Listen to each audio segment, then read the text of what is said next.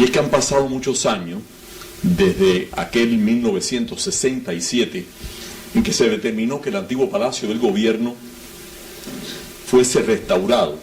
Se trataba de la Capitanía General de la isla de Cuba, uno de los edificios más notables de la arquitectura, y es una trilogía, con el Castillo de los Tres Reyes del Morro y con la Catedral de La Habana, que marcan el momento más alto de la arquitectura del periodo hispano en Cuba, en nuestro país. Esta luz me molesta.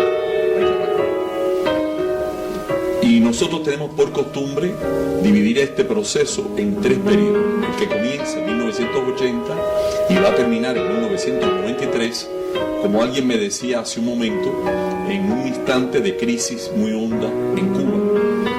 El segundo momento va a ser del 94 hasta el 2000, y el tercero comienza precisamente y llega hasta nosotros. Ya ahí vamos sumando poco más de 3 décadas. Solemos invitar a los niños de La Habana a que hagan primero imágenes de la ciudad como ellos solo pueden hacer. En sus imágenes captamos en las sombras, las luces, la ruina, cualquier cosa que la ciudad quiera decirnos y que no está escrito. En este caso forma el conjunto de esos edificios que asemejan mucho la arquitectura de las Islas Canarias. Esa arquitectura influyó poderosamente en la nuestra, sobre todo en la segunda mitad del siglo XVII. Hay en su interior un altísimo contenido de la inspiración de la España del Sur. El techo de las casas se convierte en un cielo estrellado en forma de lunas, soles, medias lunas, estrellas de 8 puntas, cielos de alfarje. Y las ventanas que dan al exterior están cubiertas con alegres colgadizos, además de que se simula, en el caso de no ser piedra la construcción, este material más noble, fingiendo rayas y molduras y colgando guirnaldas de flores y otras decoraciones, como veremos después. Esa isla de Cuba que comienza ahora a celebrar el 5º centenario de las 7 ciudades, las 7 ciudades que nacen como resultado de la determinación del gobernador de la Española, Nicolás de Obando, comendador de Lares, enterrado en el monasterio de Alcántara, para reconocer la isla de Cuba y demostrar su insularidad puesta en duda por Cristóbal Colón en su último viaje, en que ya ha dejado a un lado aquella expresión superlativa de la maravilla de la isla, de la maravilla de aquel territorio, lo más hermoso, afirma. Ahora cree en la costa sur, a unas pocas leguas ya del punto final de su viaje, que sería el Cabo de San Antonio, lo denomina como parte de un territorio o continente inhóspito. Se hace el bojeo de la isla de Cuba por el acertado navegante gallego Sebastián de Ocampo, que llega al puerto de La Habana, que llama Puerto de Carenas.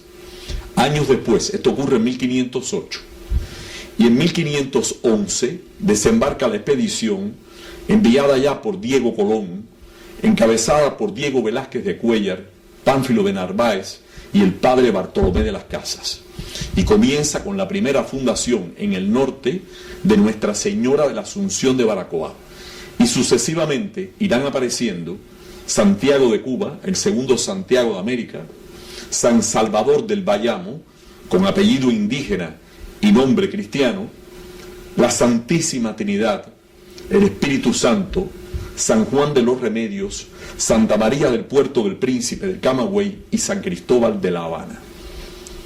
En 1519, el asiento primitivo Puerto Viejo, que estaba en el sur, mirando hacia la América Central, que era el supremo objetivo de España, pasa al norte, apuntando a los nuevos descubrimientos de territorios y a la inminente aparición de México como fenómeno del todo desconocido.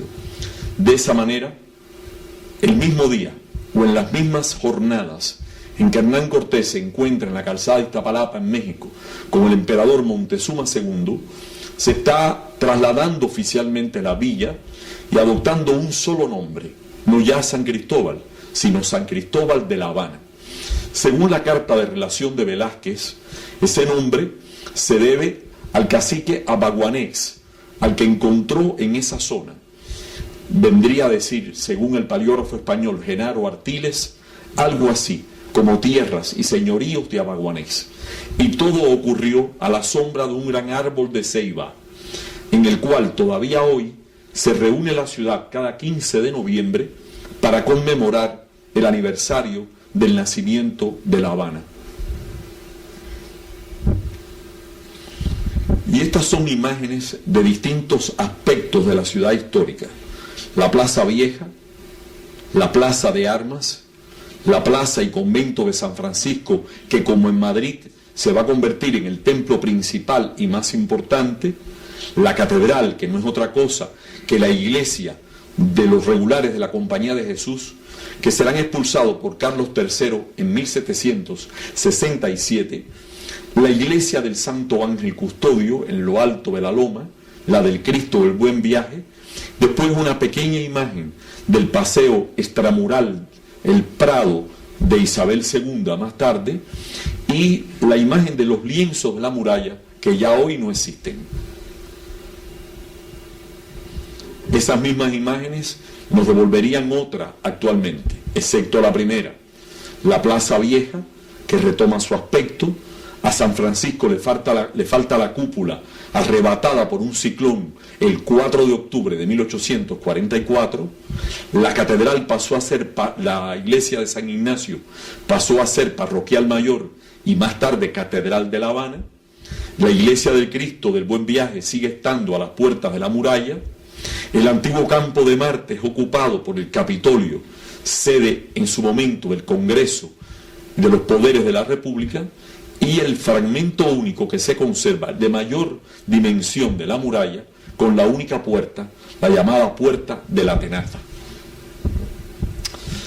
Arriba una imagen de los grabados del siglo XIX, en que se ve una corbeta ingresando en el puerto de La Habana, atravesando precisamente el llamado Bajo de San Lázaro, entre dos fortificaciones antonellianas. Allá, la gran obra de Bautista Antonelli, El Morro de La Habana, construido entre 1589 y 1630, y el pequeño castillo de San Salvador de la Punta, que recibiría en su momento a la Virgen de Regla, patrona de Chipiona, y que se va a convertir a partir de 1714 en la patrona del puerto de La Habana. Abajo, el Faro del Morro. La multitud se reúne con ocasión de la Feria del Libro en la antigua fortaleza que lleva el nombre de Carlos III, y precisamente la iglesia de San Carlos en el corazón de la gran fortaleza militar.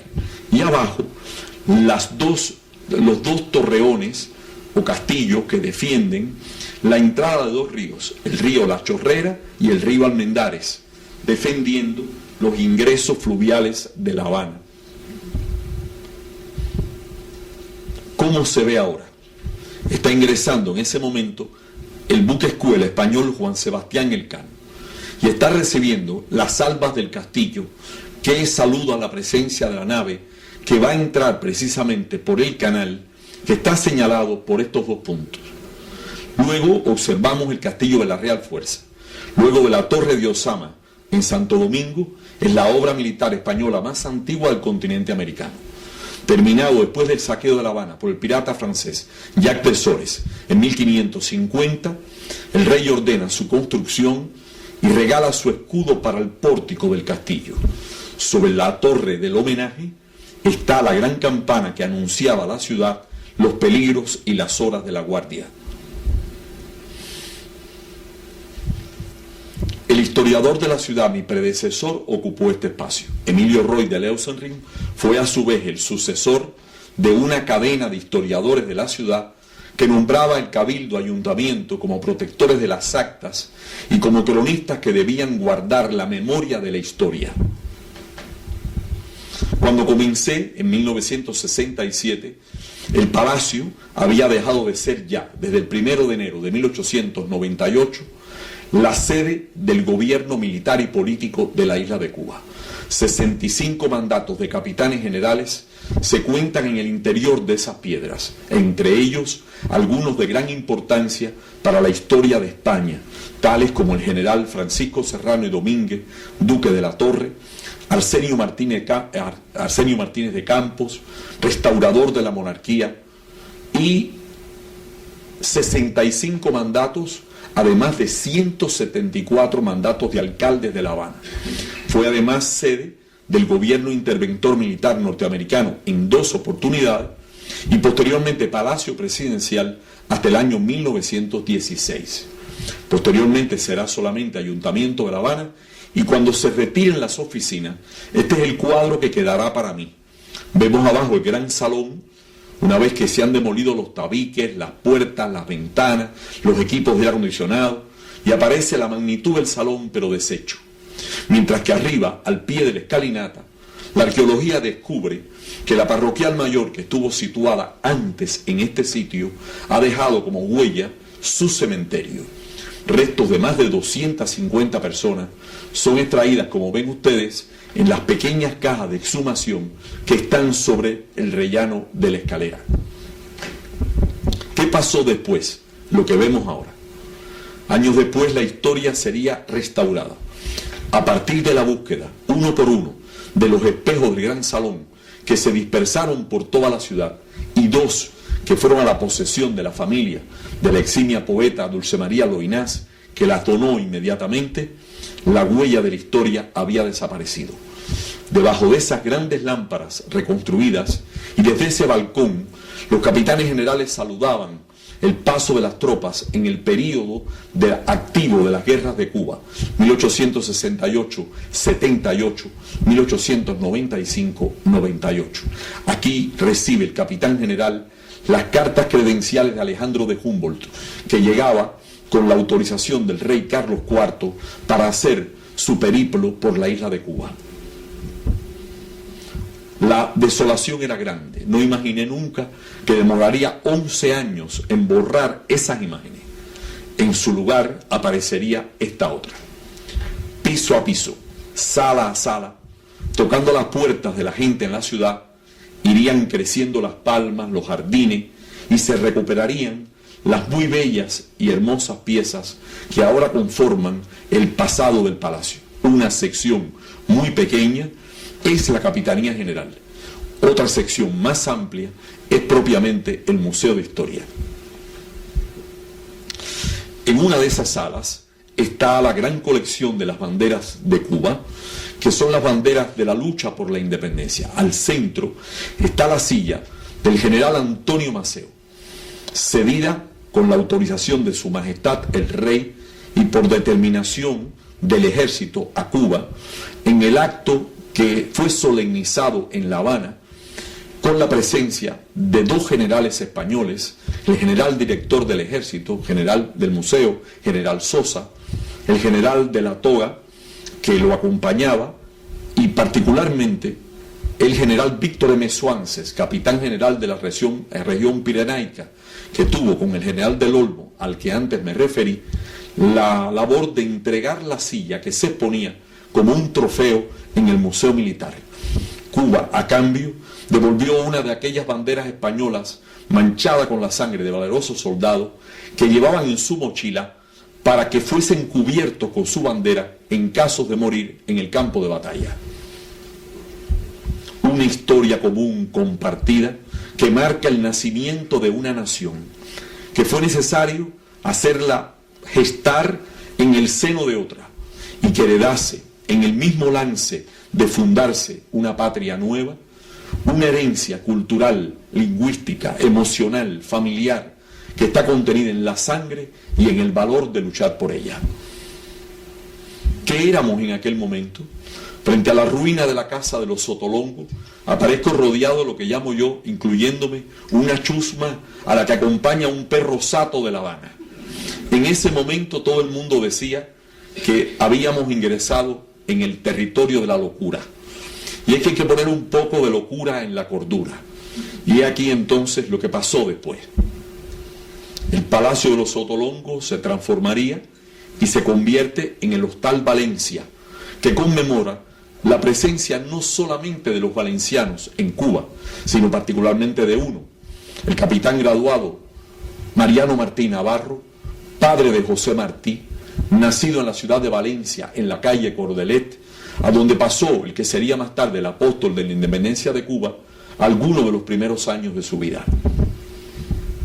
Véanlo como estaba en su interior y como están estas 4 casas patricias. A mano izquierda, la casa de los Calvos de la Puerta, que proceden de una zona no lejos de Sevilla.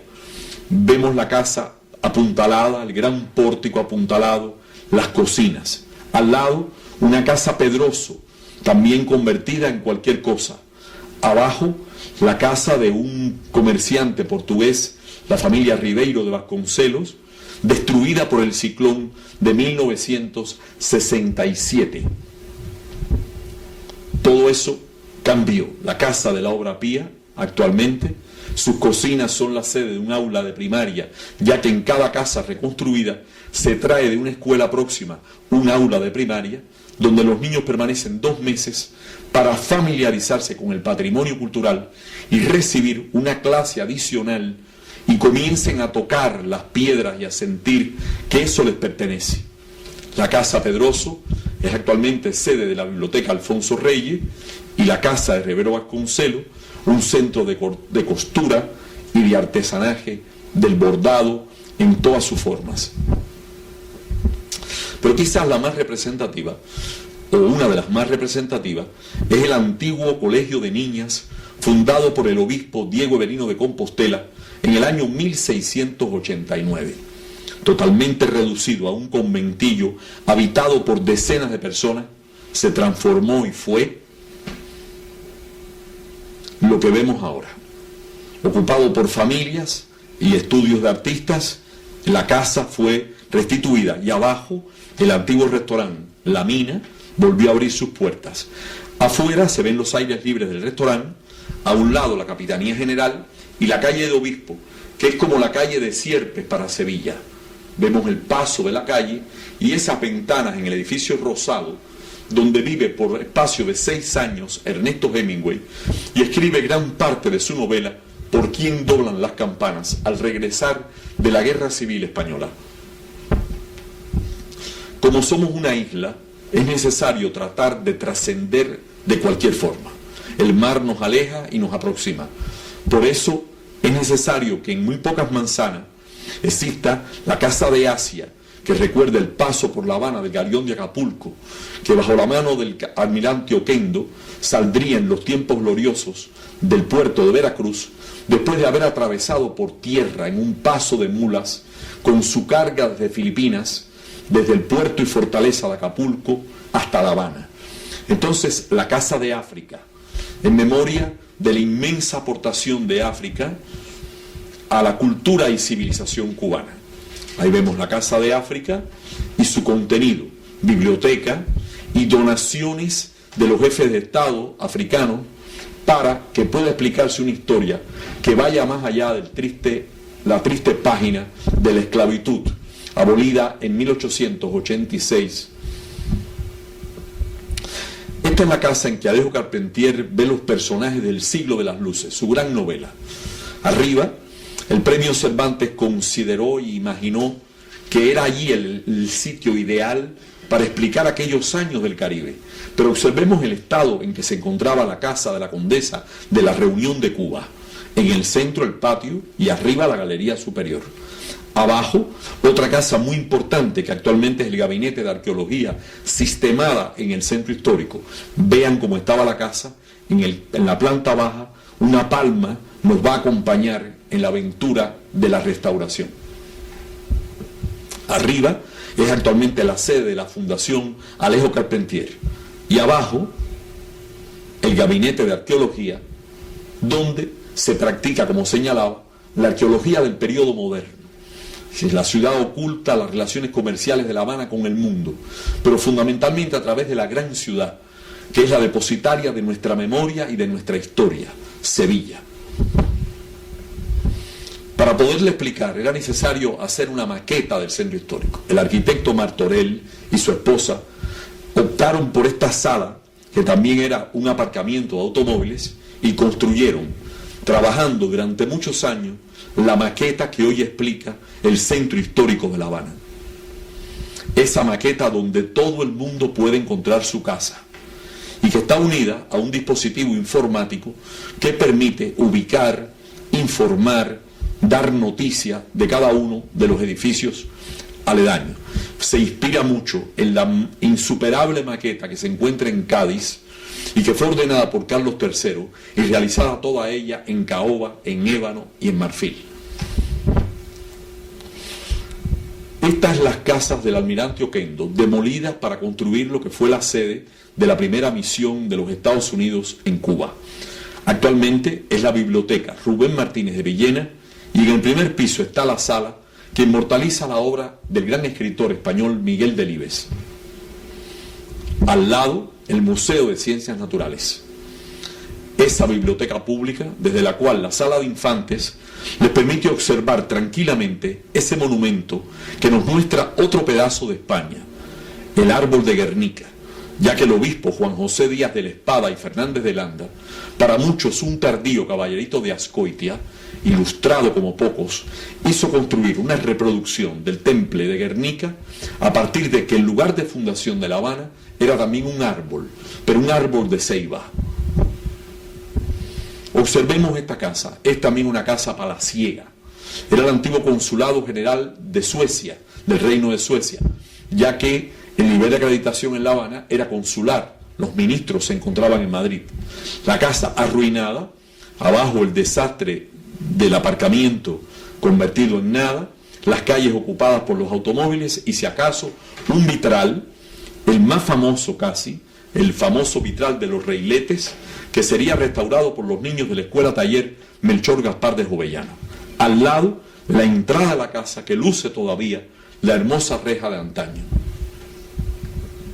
Hoy podemos observar el claustro restaurado, en su interior la casa Simón Bolívar, hoy pasando cerca de donde vivimos en Madrid, evocaba el matrimonio de Simón Bolívar en Madrid con aquella joven muchacha en esa iglesia que está precisamente junto a la iglesia de San José, muy cerca de el Gran Paseo de la Castellana. Otra casa preciosa que es esta, es una casa de comercio en la llamada calle de los Oficios. Aquí, golpeada terriblemente por el ciclón, vemos abajo el estado de ruina y se decide que sea la tercera explicación: África, Asia y el mundo árabe, que llega a nosotros a través de Andalucía y que se queda en el idioma, en las costumbres y en aquella afirmación categórica de un obispo de los primeros tiempos que dice que se encontraba La Habana infestada de moriscos y de conversos. Y ahí observamos el gran vitral del abanico, el zoco de la casa, en cuyo interior está la sala de plegaria de los musulmanes, que son fundamentalmente el cuerpo diplomático actual que puede acudir a ese sitio en los días sagrados. Pero uno de los lugares más emotivos es el monasterio de San Francisco. De ahí salieron los grandes evangelizadores. Fray Junípero Serra partió de este lugar a fundar en el norte, mientras que otro santo, otra gran figura, San Francisco Solano, partiría hacia el Perú a evangelizar con un instrumento musical. Por si fuese poco, Pedro de San José Betancourt, ya canonizado, fundador de la única orden monástica americana, que es la Orden de Belén, va a partir también del convento de San Francisco. Observemos que estaba convertido, desde la desamortización de Narváez, de Mendizábal, se ha convertido en una posesión del Estado español. Va a ser aduana, residencia provisoria de las esposas de los presos carlistas confinados al presidio de La Habana, posteriormente Ministerio de Comunicaciones en la República y Correos. ¿Cómo liberar el edificio de esa falsa cúpula de acero que convertía el claustro en un depósito de mercancías? San Francisco hoy. La Agencia Española de Cooperación Internacional apoyó resueltamente esta obra.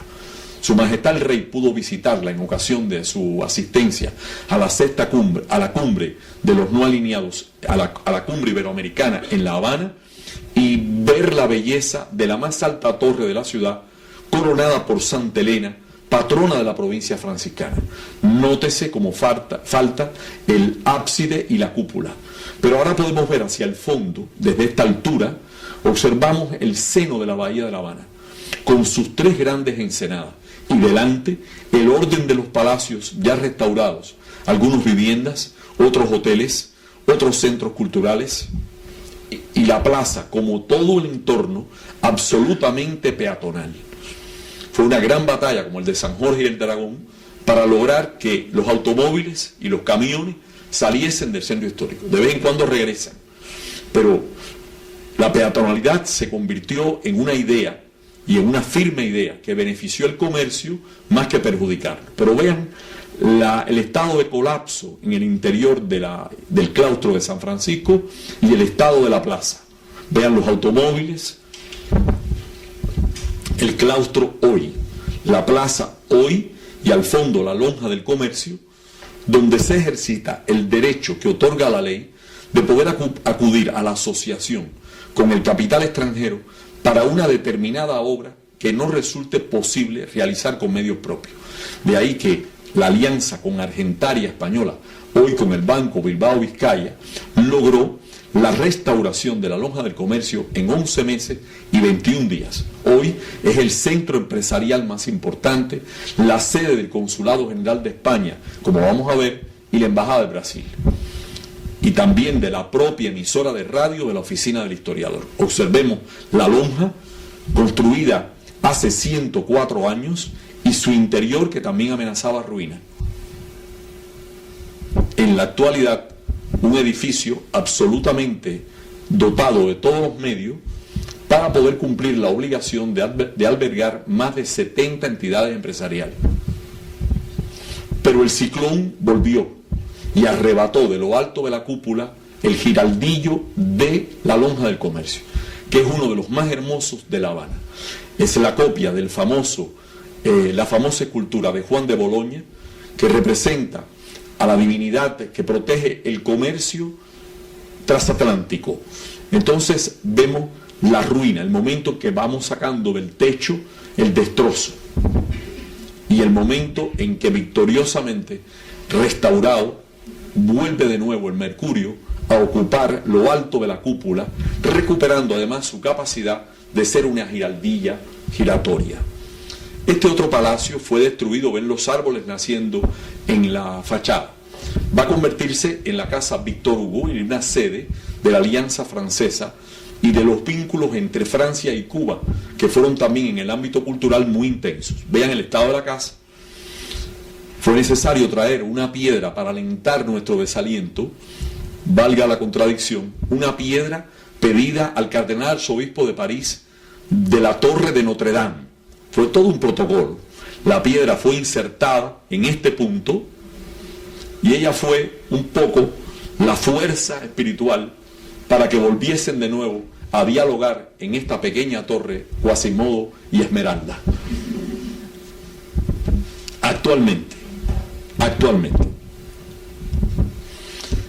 al castillo de San Salvador no le pasaba nada ajeno. Esas piezas que ven, en total 4, que han sido excavadas in situ, fueron colocadas emergentemente en 1762, cuando se presentó ante La Habana la gran flota británica que después de 2 meses se apoderaría de la ciudad.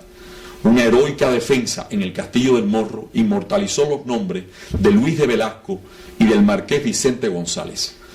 El rey quiso que para siempre esa acción gloriosa quedase premiada con el título de Conde del Asalto, concedido póstumamente, al mismo tiempo que la Armada Británica, cuando pasa frente a Noja, en Cantabria, hace un disparo de cañón para saludar al valeroso defensor de La Habana.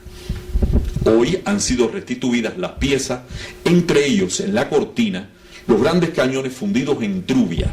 Tiene La Habana una hermosa colección de los cañones Ordóñez, de los cañones realizados en aquella fábrica, y muy especialmente los grandes cañones Krupp de varias toneladas que dispararon en los días de junio, cuando la Armada norteamericana se acercó en 1898 a las costas de La Habana. Observemos ahora este lugar. Forma parte del rescate de organismos e instituciones que por ley, que expresó la voluntad política del Estado, van entregando locales y espacios que utilizaban como aparcamientos de automóviles. Hoy, esa ruina es el Jardín de las Carolinas y a su lado está el Teatro Experimental de la coreógrafa Isabel Bustos. Exactamente igual, este otro almacén se va a convertir en la sede del célebre ballet español de la maestra Lisa Alfonso. Cuando cae la tarde, más de 600 niñas de la ciudad vienen a estudiar baile español en este lugar, porque en La Habana Vieja hay más de 60 sociedades españolas vivas que se reúnen todos los días y que forman federaciones y asociaciones. El ballet hoy, el edificio hoy. Esta poderosa inyección cultural pasaba por la pluralidad del discurso religioso del centro histórico. Los griegos habían tenido ancestralmente un templo dedicado a Santa Elena y a Constantín, templo que dejó de existir. Entonces se decidió desde la planta, por la escuela taller, construir el templo griego como podría estar en placas en Atenas y hacerlo rigurosamente según la exigencia de la ortodoxia griega. Se trajeron piedras de los grandes monasterios, incluyendo los del Monte Athos, y se devolvió la espiritualidad a los marinos griegos que tocan el puerto de La Habana. Exactamente igual, paradojas del destino, la comunidad rusa pidió también que, habiendo bautizado a sus hijos en la fe ortodoxa, requerían del templo, y se levanta, dedicado a la Virgen de Kazán, el templo en este espacio baldío. Y como es ortodoxa, pues no podía hacerse de otra manera. Vamos entonces viendo el templo griego, el templo ortodoxo, la sede de la catedral, la curia y el centro de altos estudios de la Iglesia Católica Romana. Y vemos el momento en que se coloca la primera piedra y el basamento de la iglesia rusa. Lo más interesante fue que la escuela taller pudo tener taller para voltear estas bóvedas y hacerlas según el sistema antiguo, como vamos a ver ahora, levantar las cúpulas, los muros, ladrillo a ladrillo, verdadero elogio de la historia de la construcción. Y el momento en que el patriarca, que va a hacerlo en breve, ya que su predecesor ha muerto casi inmediatamente, este es Kirill, patriarca de todas las Rusias, en el momento en que bendice la catedral y el momento en que se coloca la cúpula dorada en lo alto de la Torre del Salvador. Éala ahí con su campanario. Pero quizás lo que más lamentamos fue la pérdida del antiguo convento de San Juan de Letrán. Esto comienza a demolerse en 1916 y se consuma en 1957 para hacer una terminal de helicópteros en el corazón de La Habana Vieja. No se respetó, como ha ocurrido en Madrid, en algún edificio, que se salvó el pórtico precioso. No, el pórtico, con los santos patronos de la universidad, San Jerónimo, Santo Domingo de Guzmán, San Pedro Mártir, fue también demolido. Y lo que nos dejaron fue esto. Ahí está, inconclusa la terminal de helicópteros. ¿Qué hacer? ¿Demoler estos 6.000 metros cuadrados y sacar de La Habana millones de toneladas de escombros, destruyendo la ciudad por salvarla? Debíamos tratar de acentuar el carácter moderno de este edificio y devolver la función virtual del pensamiento, de la historia. Pero no me conformaba con el contenido, con la forma, sino con el contenido. Se decide que vuelva a ser una facultad universitaria, que recupere el nombre de San Jerónimo, el gran discípulo de Orígenes, y que se constituya una facultad dirigida a formar el personal en una carrera única del patrimonio cultural. Y esto fue lo que hicimos. Se acentuó el carácter moderno, se restituyó el pórtico, se rehizo la plaza de los estudiantes, se levantaron los laureles y se colocó la gran lápida marmórea que evoca los grandes privilegios de la institución perdida. Veamos el pórtico, la torre, cuando la demolición comienza, el aula magna que va a ser destruida y lo que queda en 1957. Tal y como es ahora, el pórtico, el aula magna, la torre recuperó su campana y el espacio quedó dignificado. La gran lápida que pesa 4 toneladas, bien, con la bula del Papa Clemente XIII y con los privilegios concedidos por el rey Felipe V de Borbón el 5 de enero de 1728 a una universidad que debía levantarse con los mismos privilegios que Salamanca y Alcalá de Henares. La maqueta del monasterio perdido, el aula magna, con el techo de alfarje en una visión moderna, las lámparas regalo de Sir Norman Foster y al fondo el escudo real que preside el aula magna. ¿Cómo se ve dentro del centro histórico esta perla de cultivo? Bueno, pues observemos aquí la imagen del entorno. En su interior están las aulas universitarias, los más modernos laboratorios de restauración del patrimonio material. Como pueden observar, están trabajando en cada una de sus especialidades: relojería, porcelana, papel, marquetería, policromías, restaurando piezas del pasado prehispánico, como esta cabeza de un quelonio encontrada en un salar, o un Cristo de escuela roto, o los marcos antiguos, para devolver el esplendor perdido. Y desde luego un taller dedicado solamente a la restauración del papel en un país cuya humedad, salinidad y altas temperaturas ponen en peligro los dorados, los tejidos y desde luego el patrimonio bibliográfico e impreso. La misma lámina restaurada, muchos de ellos han pasado ya los más altos estudios en Cuba y algunos han alcanzado las becas carolingias o han estudiado en los colegios universitarios italianos o en el ICROM, Centro Internacional de Restauración. Pintura mural. Carlos III alienta el descubrimiento de las pinturas en Pompeya y Herculano. Se vive una verdadera euforia que también el rey comparte. De esta manera se trasladan al Caribe y a Cuba las pinturas pompeyanas tropicalizadas, digamos. Entonces vemos a las muchachas bajo 12, 14, 18 capas de pintura, por suerte cal, extrayendo los grandes murales. O la restauración de la gran farmacia Sarrá, fundada en 1853 por un farmacéutico que se anticipó a su tiempo, todo ello en torno a un pozo virginal. Observamos arriba la ruina de la farmacia y abajo la gran farmacia con 70 metros de mostrador y con 3 estilos diferentes: neoclásico, ecléctico y neogótico. Restaurada con todo su frasco, con sus cristales pintados, con todos esos elementos que veíamos en los libros de las antiguas tiendas de Madrid, de Barcelona o de Oviedo. Pero el hueso más duro de roer es la Plaza Vieja o Plaza Nueva, donde los nobles establecieron sus palacios, y es una plaza civil porque no está presidida ni por la autoridad del gobierno ni por la iglesia. Había un gran mercado que en su momento fue dedicado a la reina María Cristina. Posteriormente el mercado es demolido y construido un aparcamiento de automóvil que sería muy útil si estuviese como en la Plaza Mayor bajo tierra, pero desgraciadamente sobresalía 4 metros por encima, formando una especie de zócalo, plataforma insufrible. Era el peor de los tiempos para demoler esto, porque sería necesario mucho esfuerzo, y como quiera que el Cabildo Abierto determinó que no podía hacerse de ninguna manera con explosiones o con implosiones, fue necesario hacerlo a mano.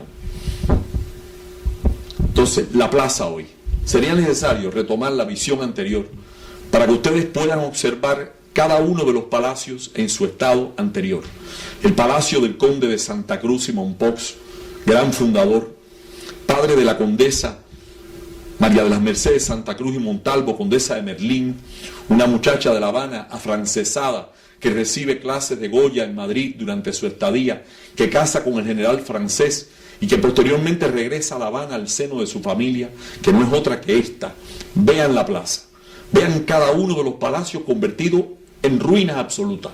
Acá la familia Sayas, acá los Santa Cruz, aquí el conde de San Esteban de Casacañongo, aquí el beaterio de las hermanas Cárdenas de Montehermoso y desde luego lo que ven en el medio. Todo eso fue sepultado por cientos de toneladas de escombros y demolido a punta de barreno y a mano. La plaza recuperaría entonces su sentido. La fuente le devolvería el misterio del agua, absolutamente peatonalizada.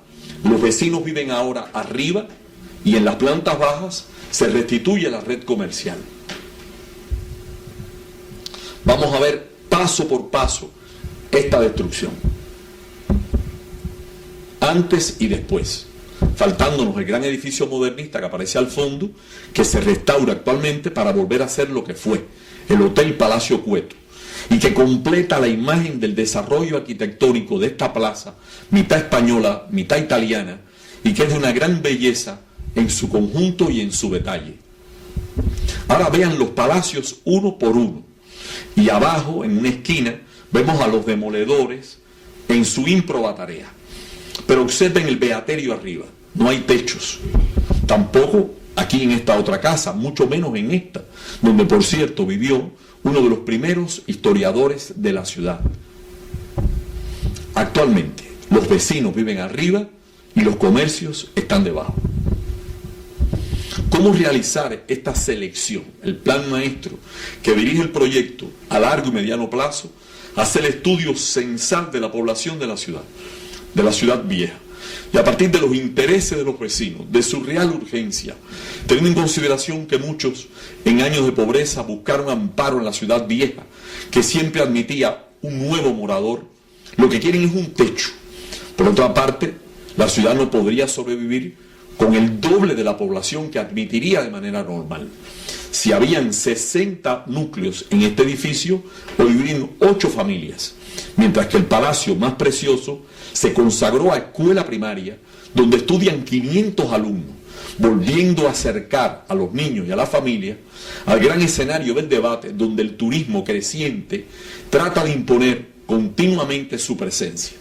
De ahí que los niños y estas barreras morales y culturales vayan creando el equilibrio que se requiere en la restauración o reinvención de la ciudad. El Palacio de San Esteban, la escuela, la casa de Beatriz Pérez de Borroto va a convertirse en el planetario astronómico. Ya el techado planetario, la destrucción de las reventilaciones de la plaza, y arriba, en esta otra casa, edificio ecléptico del siglo XX, aparece la torre gaditana, que es el regalo de la ciudad de Cádiz, como la Torre Tavira en Cádiz. Hay aquí arriba un gran mirador desde el cual se puede ver la ciudad con un juego de telescopios y lentes. El palacio ya está desahuciado. Vean arriba las puertas, los vitrales han desaparecido y los automóviles buscan ya aparcamiento en los portales. La ciudad de las columnas en peligro. Hoy, arriba 18 familias, los vitrales restituidos, y abajo la fábrica de cerveza y malta. Y observen el dragón ya abierto, el vientre del dragón abierto, y al fondo unas ruinas terribles. Aquí hubo que partir de la gran discusión teórica sobre si se debe restaurar o no lo perdido. Debe hacerse en un centro histórico lo moderno, sí, siempre y cuando se sepa hacer y se haga muy bien hecho. Esto es un principio. Ahora bien, hay momentos como en Varsovia o en Berlín donde lo perdido tiene que ser restituido, porque es una exigencia comunitaria. Y este es el colegio y la sociedad filarmónica, perdida hasta el suelo. Actualmente se levantó por sus planos y por sus imágenes, como se levanta la Escuela de Arquitectura de Schinkel hoy en Berlín, mitad antigua y mitad moderna, o se demuele el Palacio de los Congresos y se levanta el Palacio Real. Vean la casa en ruina, la casa hoy. Y esta, que es una de las más queridas, 68 núcleos familiares. Observemos el nivel de pobreza, hacinamiento, destrucción. Hoy las familias ocupan los 14 apartamentos construidos y abajo el espacio comercial. Y esta misma imagen en un cartel está volcada porque hay niños de 8 años, de 7 años, de 10 años, que ya no recuerdan esto. Podemos correr el riesgo de que piensen de que siempre fue así. Entonces, para no olvidar, veamos el interior de la casa. Vamos a verla ahora. La antigua casa de los esclavos en la planta alta es también hoy un apartamento. El patio es precioso. Aquí volvemos a trabajar al unísono con la Agencia Española de Cooperación Internacional. Y observemos esta otra degradación total. Vean el arco interrumpido, lo que se ha construido en este sitio. Todo recuperó su estatus anterior. Y esta es la obra ingenieril de la construcción del planetario astrónomo. Como somos isla, lo repito por segunda vez, hay que mirar el mar y el cielo. Y entonces aquí está la solución. Vean la excavación, vean la construcción del artificio, vean la colocación del gran globo y la escalera para subir a su interior, donde está ese gran aparato que fue donación de la agencia japonesa para la protección del medio ambiente y la naturaleza. Todo eso también es una labor diplomática, política, a veces agotadora. Recuerdo haber perdido todo un día con un embajador y cuando terminé me dijo, pedidnos hasta la sangre, pero dinero no. Entonces me di cuenta de que era necesario producir los fondos económicos, que si no éramos capaces de dar una base empresarial sólida al proyecto, no dependiendo ni siquiera de presupuestos estatales, sino apoyándonos en la ley que le concedía a la oficina la capacidad de poseer patrimonio, de cobrar un tributo a toda actividad pública o privada, personas jurídicas o naturales, en favor de la restauración, no podríamos hacerlo. Vean el planetario terminado, para orgullo de la ciudad. Y aquí viene una parte importantísima. Antes que la línea Mataró-Barcelona, el primer ferrocarril español se hace en Cuba. 1836-38 se tienden las líneas del ferrocarril para sacar el azúcar del ingenio. Interviene un grande de Cuba, que lo era de España por derecho, el conde de Villanueva, el cual es el gran financista de los proyectos de la época, porque es el intendente de la Real Hacienda. Entonces aquí están las locomotoras, que es el parque de locomotoras que por necesidad han permanecido en uso durante largos años. Y después aparecieron buitres de todas partes queriendo comprarlas. Entonces, ¿qué era necesario? Sacarlas de los campos. ¿Cómo hacerlo? Vamos a ver entonces a los viejos obreros ferroviarios convocados a hacer esa proeza, sacando las máquinas del campo,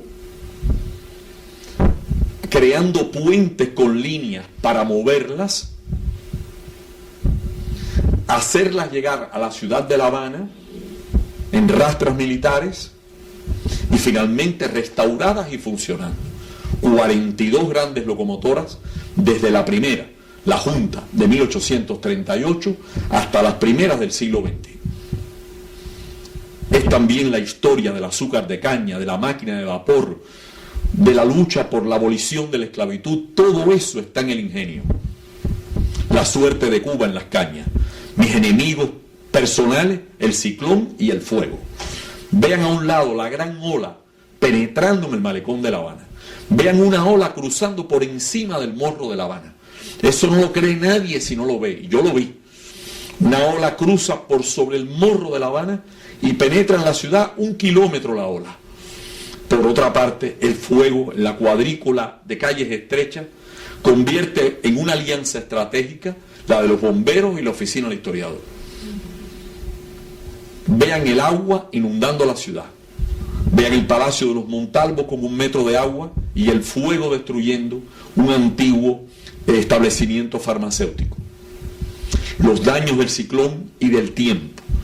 Lo que no podríamos hacer si no se situase ahora un nuevo elemento importante, y es la ley que permite que las personas puedan establecer sus negocios alquilar sus casas, establecer restaurantes, mientras que la oficina se dedica a alentar a los jóvenes de la escuela taller, ofreciéndoles facilidades para montar talleres según su arte y acudir en un empeño que de lo contrario no podría ser solamente una organización, tiene que hacerlo la ciudad entera.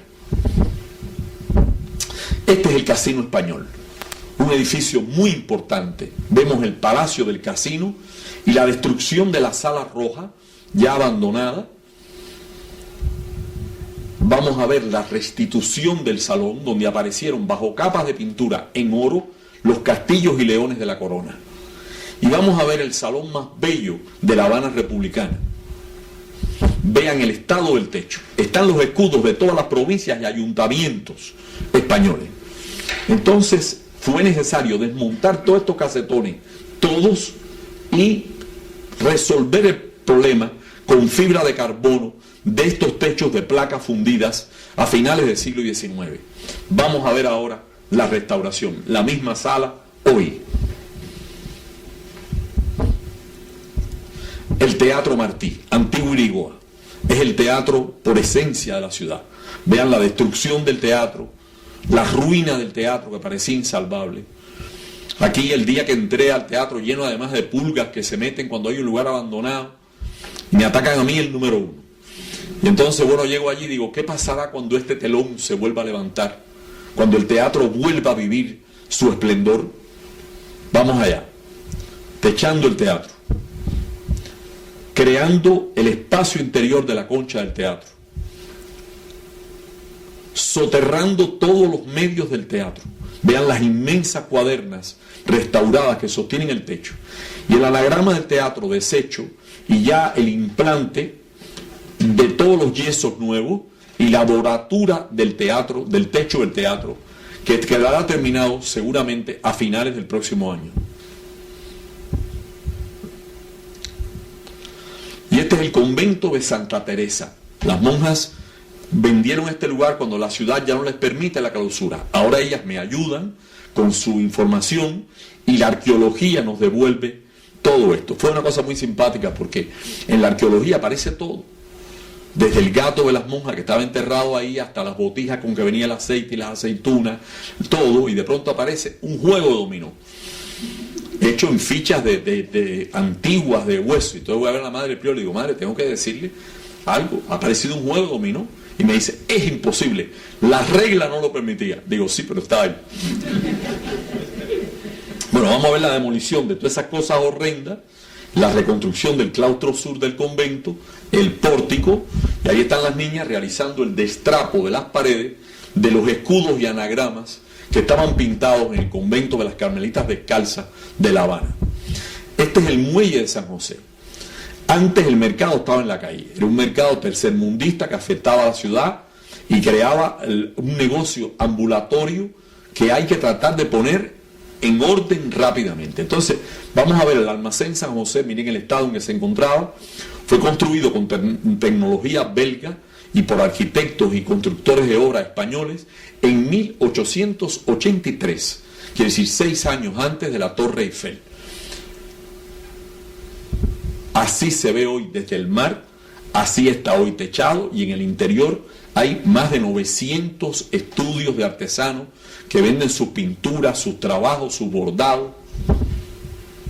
Y este es el otro almacén del cual salía el tabaco y la madera. Va a ser ahora una fábrica de cerveza y una gran tasca con un lugar para el baile y para el recreo de la gente. Así está en este momento la obra en construcción, avanzando.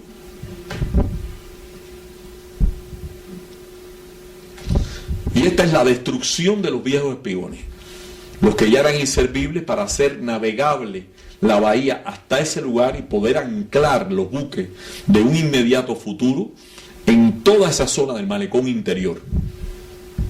Y así quedará ya para dentro de 2 años aproximadamente. Ya estos muelles están todos construidos ya, y solamente extraerlos y anclarlos.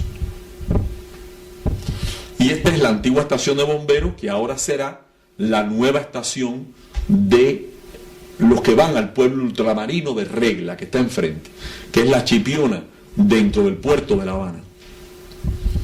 Así ha de quedar, protegiendo la estructura y creando un gran hangar de cristal y demoliendo todo lo demás.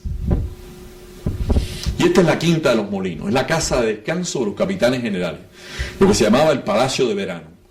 Las casas de madera estaban destruidas. Vamos a ver ahora la reconstrucción de estas casitas que parecen de muñecas. Aquí se desarrolla un intenso proyecto ecológico con el Parque Nacional de Doñana. Recientemente hemos trabajado mucho con ellos en un convenio de cooperación que nos permite hacer una obra preciosa en el antiguo Jardín Botánico. Y este es el Museo Napoleónico, fue la obra de la gran acumulación de uno de los grandes magnates del azúcar cubano, el señor Julio Lobo Lavarría, uno de los talentos mayores del comercio del azúcar, hizo esta gran colección, y el palacio de Oreste Ferrara y Merino, el famoso autor italo-cubano, que escribió la historia de Isabel la Católica, del Papa Borgia, el pleito sucesorio, etc. El museo ha sido totalmente restaurado. O esta es la Casa del Vedado, que es el prototipo de las formas de vivir en el Vedado de La Habana y que recuerda mucho este edificio en que estamos. Y esta es la casa la más llorada de La Habana, la Casa de las Tejas Verdes en la Quinta Avenida. Nadie pensaba que se podía restaurar la Casa de las Tejas Verdes. Vean ahora lo que va a pasar. La casa es restaurada, bajo el caballete está la sala de conferencia y actualmente es el centro para el estudio de la arquitectura moderna, contemporánea y la decoración interior. Vean todo el interior decorado por los grandes pintores contemporáneos y las obras en el cementerio de La Habana, que es también muy importante, un cementerio monumental comparable al gran cementerio Staglieno en Génova. Vamos a ver su monumentalidad. Ahí tenemos obras de Mariano Benlliure, obras de Querol, de los grandes escultores españoles del siglo. Muy recientemente en el cementerio de Madrid se encontró la tumba de aquella mujer que en 1849 bordó la bandera cubana, Emilia Teurbe Tolón. Murió en Madrid, convertida en una benefactora de la Sociedad Económica de Amigos del País, y la labor de un cubano, Martínez, un pintor que vive aquí hace muchos años, localizó, buscó en el momento en que ya esa parte del cementerio va a ser demolida y se lograron las autorizaciones con el apoyo de nuestra embajada, con el apoyo consular. Se hizo la ceremonia en memoria de Emilia, se extrajeron sus restos y el panteón y se trasladó a La Habana, y es esa cuchilla que ven abajo donde está la bandera flotando sobre el sepulcro de aquella joven matancera. Este es el Hotel Santa Isabel, es el palacio de la condesa de San Antonio. Con ella casa el capitán general que llega a Cuba muy enfermo, Domingo Dulce y Garay, el marqués de Castelflorite. Este es el palacio como estaba y como es hoy, el Hotel Santa Isabel. Veamos la belleza y esplendor del palacio de los condes de Santovenia y San Antonio. O la casa del ya citado conde de Villanueva, toda acodelada y en ruinas. Hoy es un hotel solo para 9 clientes, especializado como el conde en puros de La Habana. O la destrucción de este palacio, de esta familia, que hospedan a un fraile o a un canónigo fugitivo de la Revolución Francesa. Es la familia Duquesne, en español Duquesne, en Francia. El almirante está enterrado en Cuba. Vean la escalinata, el patio, la casa y ahora el Hotel de los Frailes. Esta es la base económica de la restauración. Es decir, 17 hoteles que forman un grupo de la oficina del historiador, que es el sistema comercial que genera y aporta, más el tributo, los impuestos que de forma se aplican, de forma objetiva se aplican de acuerdo al plan. El Palacio de los O'Farrill, los nobles irlandeses al servicio de España. Vean el Palacio O'Farrill deshecho y restaurado. Hoy es el Hotel O'Farrill. Véanlo ahí. Los irlandeses se reúnen todos los años para celebrar la fiesta de San Patricio. O o el Hotel Raquel, en pleno corazón del barrio judío. Entonces aquí está el restaurante Kosher, las habitaciones llevan los nombres de los grandes profetas y grandes figuras y el nombre de Raquel, aquella que lloraba por sus hijos que no volverían. Ahora es uno de los lugares más bellos, vean la cristalería del hotel, el ático, la torre, el vestíbulo. O el Hotel Telégrafo, donde primero se colocó el telégrafo a partir de la colocación del cable interoceánico que unía a Cuba a través de Nueva York con España. Vamos a ver ahora el Hotel Telégrafo, las ruinas se han aprovechado y en un nicho está el equipo telegráfico inicial. O las ruinas de este palacio, que es el Palacio del Marqués del Prado Ameno. La muerte menos temida da más vida, dice su lema, se cumplió. De vez en cuando el marqués vive aquí, en esta casa, viene desde Madrid, ya que actualmente le corresponde a su familia ese título, y ahí tenemos de vez en cuando a nuestro amigo de Cárdenas, fundador de una importante institución cultural en Cuba. El Palacio del Marqués de Cárdenas restaurado. O este otro, no menos bello, que es el Hotel de los Armadores de Santander, donde se hospedaban los oficiales antes de partir en el largo viaje a Europa. El interior de quizás uno de los más bellos, que es el Hotel Saratoga, donde vivió Rafael Alberti y María Teresa León en el exilio español que llevó a La Habana a figuras tan importantes. Vean el palacio del Marqués de San Felipe y Santiago de Bejucal, los Condes del Castillo, restaurado recientemente, actualmente es el Hotel San Felipe y Santiago. Vemos las nuevas tiendas, el nuevo espíritu de la ciudad histórica. Vemos las nuevas instalaciones gastronómicas. Todo ha de tener una forma enteramente nueva y diferente. Y al mismo tiempo hacer cosas como esta. Estas son residencias para la tercera edad protegida. Aquí se actúa con el apoyo de distintas instituciones internacionales.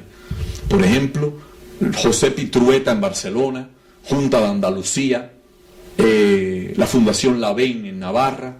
Entonces aquí observamos estos palacios que hoy son residencias de matrimonios de ancianos con libertad. Que es decir, no son casas encerradas, sino que se les asiste para que puedan salir a andar. Vean la casa en Habana 620. Vemos otro grupo de familias. Porque la obra social ha de ser tan intensa como la cultural. Observamos esa ruina por un incendio y ahora son viviendas nuevas. Vean la casa de esquina del siglo XVII, actualmente vivienda. Viviendas ya habitadas por familias del centro histórico. Observemos también todas estas casas del siglo XX o del XIX. La restauración hoy. Y el monasterio de Belén. Este es el Real Colegio de Belén, fundado por la compañía a su regreso en 1853 y posteriormente vendido para construir una nueva instalación fuera de la ciudad. El convento se restaura y es actualmente la sede de toda la acción humanitaria y comunitaria. Aquí la relación es muy intensa con las universidades españolas, sobre todo en algunas prácticas como enfermería, medicina, óptica, que es el caso de la Universidad de Alicante. Todos los años viajan el profesor con sus alumnos para hacer gafas a los niños, maestros y personas mayores en el centro histórico, gafas que nosotros le llamamos quevedianamente espejuelos. Y vean el interior de la vida en el convento de Belén. Es el barrio más pobre, el barrio más golpeado del centro histórico y es el refugio natural y el centro de vida de cientos de personas que tienen además todos los medios para ejercitarse y recuperar su salud. O esto, que no es menos importante, un antiguo colegio, El Salvador, que se restaura, y aquí vemos la restauración del colegio, 500 niños, el pórtico restaurado, el Centro de Niños de Alta Discapacidad en el Palacio del Marqués de Larrinaga. Observemos actualmente el Centro de Niños Discapacitados, en total 47, de familias del centro histórico, con la novedad de que las familias han sido incorporadas por proyecto, los que han querido hacerlo, a la rehabilitación de sus y de los demás niños. Destrucción de este edificio que se inaugurará en la próxima semana como hogar de ancianos, con el apoyo de la comunidad zamorana. Vean ya la terminación del lugar que lleva el nombre de la ilustre y bella ciudad de Zamora. Y nuestros instrumentos de trabajo, la revista de la oficina, su emisora de radio, su sistema de publicaciones, la intensa vida cultural que se desarrolla, la participación en lo que llamamos rutas y andares para recorrer en familia el centro histórico, la vida cultural en las plazas, la participación de las gentes que descubren que la belleza es también importante para la vida, no solo el pan, y el futuro, que es lo que han de venir. Por eso la escuela taller, que son 4, diseñadas según el concepto del arquitecto Peridis, que hizo tan importante aporte a la pedagogía del trabajo, y llevando el nombre del glorioso pensador Melchor Gaspar de Jovellano, cuyo nombre lleva una ciudad de Cuba, y lleva también el Colegio de los Inmigrantes, también el de Concepción Arenal. Vemos aquí a los muchachos en plena labor y los vemos aquí al final en la plaza reunidos. Ellos son la apuesta futura. Yo he concluido. Ahora, cualquier pregunta, muchas gracias.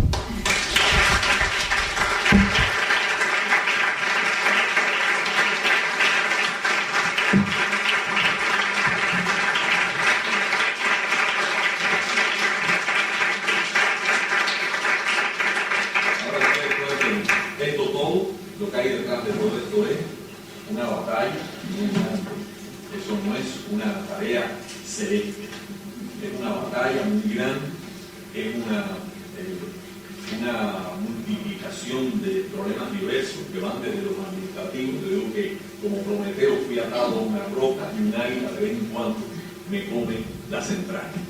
Los problemas administrativos que no podemos soportar los intelectuales, los problemas de carácter constructivo, que no son menos serios, los problemas económicos, es decir, lo que aquí llamamos una crisis, tenemos que imaginarlo en un lugar donde se ven condiciones mucho más angustiosas, a partir de condiciones que ustedes todos conocen. No voy a hacer aquí un discurso de la realidad, pero lo más importante es sacar esas fuerzas morales que permiten acometer no ya solo en La Habana, sino en Trinidad, en el Camagüey, en Santiago o en Cienfuegos, una obra de esta jerarquía.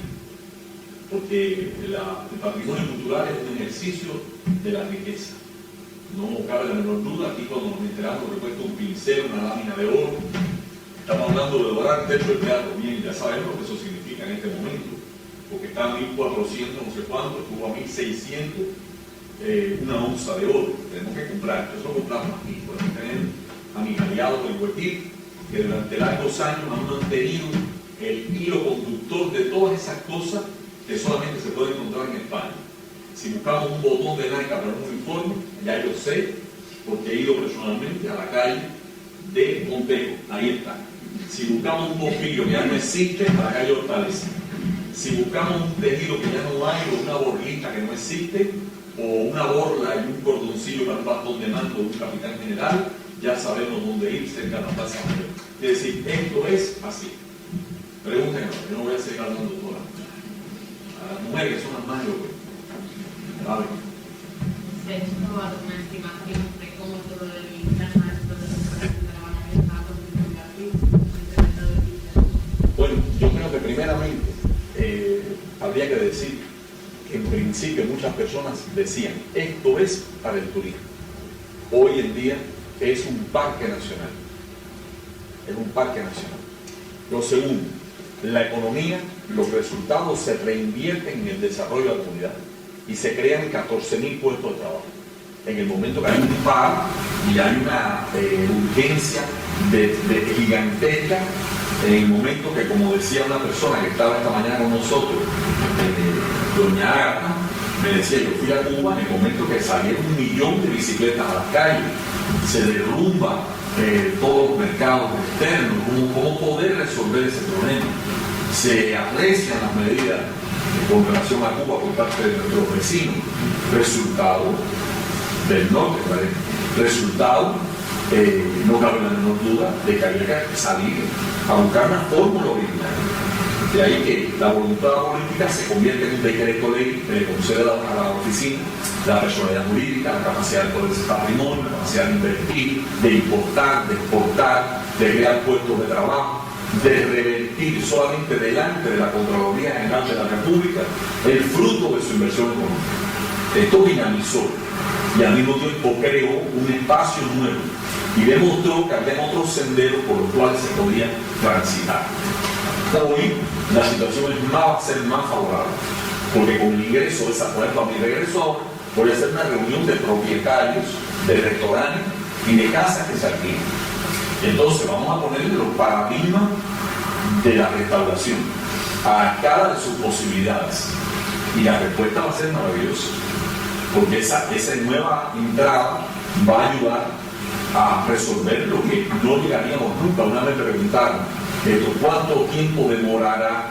Y dije, necesito otra vida que pedir, y cuando concluya aquella, la garantía de que tendré otra para poder ver algo, porque la estrategia que se siguió, o más bien la táctica, fue unir las plazas, las 4 plazas principales, con su calle alrededor, por aquel principio del bien, dar una palanca y mover el mundo. Había con un ejemplo y rechazar terminantemente la tentación de las fachadas. Hoy hace falta pintar, no hace falta restaurar, no pintar, y de adentro para afuera, porque si no es un insulto y un agravio comparativo. Ahí la cuestión. A ver, pueden dejarme a mí así. Justifiquen mi presencia. Pregunta.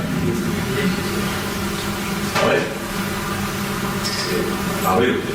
Solamente le voy a decir que tengo 50 años fuera de Cuba, pero he estado en Cuba hace 4 años, he visto a la voz suya encomiable, absolutamente encomiable, y he venido a oírlo precisamente por eso, porque me animó enormemente lo que está usted haciendo en La Habana. Yo salí de 21 años, así que yo conozco La Habana. Entonces me he quedado maravillado y lo felicito por su conferencia, por todo lo que ha hecho y por todo lo que he visto. Es lo único que puedo decir. Le agradezco muchísimo. Enormemente.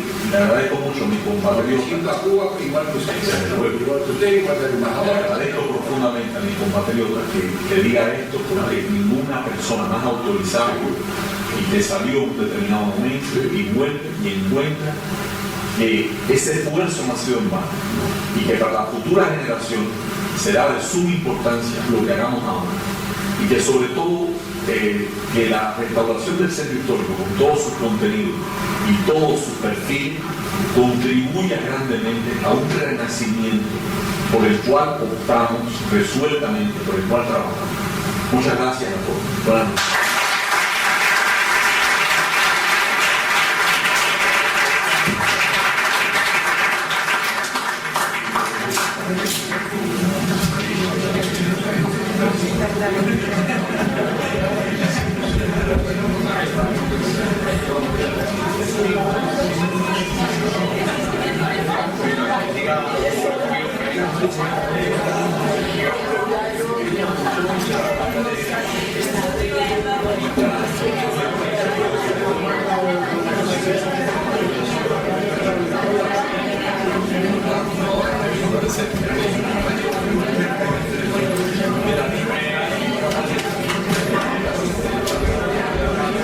Sí, no, perdón un segundo. Hay una copa fuera para los que tengan un momento y poder quedarse, ¿eh?